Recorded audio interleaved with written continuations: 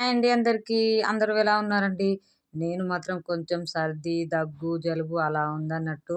అన్నం అస్సలు తినబుద్ధి లేదనేసి నేనైతే పచ్చడితో చేసుకుంటున్నానండి.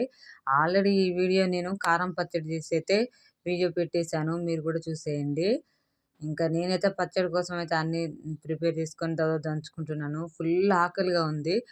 ఎందుకంటే ప్లస్ మళ్ళా నాకు కొంచెం దవడ నొప్పి ఉందన్నట్టు. ఈ దవడకి కొత్త పనులొచ్చినాయి. అవంట జ్ఞానేంద్రియాలంటరంట. ఆ వచ్చుడేమో గానీ చిగుర్ల మధ్య నుంచి మస్తు నొప్పి పెడుతుంది.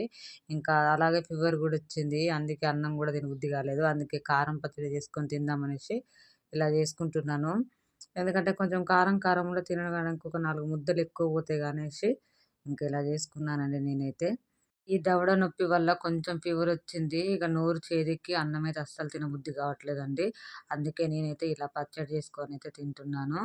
సర్ది గూడా ఉంది. చారు చేసుకుందామంటే సర్దుందనేసి పచ్చడి చేసుకొనైతే తినేసినానండి. Bye bye.